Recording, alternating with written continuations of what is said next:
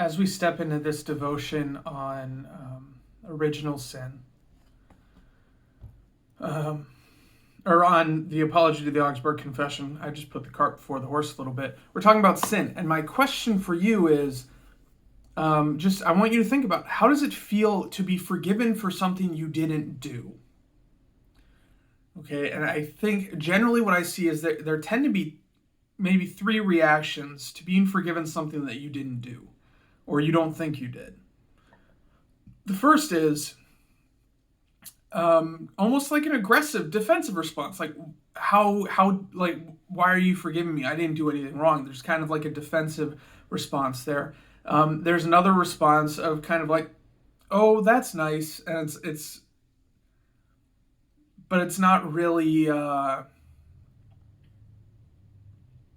It's not really sincere, I guess. Like, oh, it's nice that you forgave me, but like it kind of just goes by the wayside. And the other one is maybe one of apathy. And this is kind of the problem that we're dealing with in this article, in the Apology to the Augsburg Confession. And it's dealing with original sin. So the problem that the reformers had with some of they say, at least on a surface level, we agree on this doctrine of original sin, that we're born in sin. But this apology article goes on for pages and pages and pages.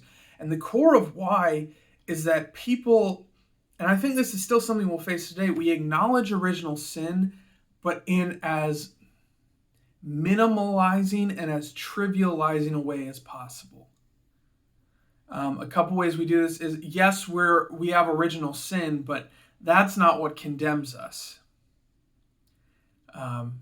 Which is a failure to recognize the depth of our fall, right?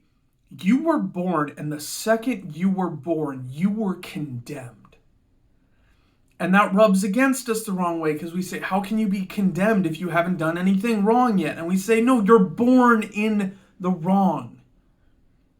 You're not born with a tendency to sin. You're not born with like a desire to sin. You're born in sin. And I think maybe a helpful illustration of this is addiction. If a parent is addicted to a drug and the mother gives birth, frequently the child will be born addicted to the drug. In a very similar way, we are born already broken by sin. Okay? The second a child is born, they are already condemned. So that's one clarification here is that guilt is bad enough, is serious enough to condemn us to hell. Okay, and then the other one, the other kind of thing that they react against is this idea that, maybe original sin is more of just, you have that tendency, or you have that temptation, like you're born kind of predisposed to sin. And they're very secure here. They say, no, since the fall, since Adam and Eve fell, humanity has been born into sin.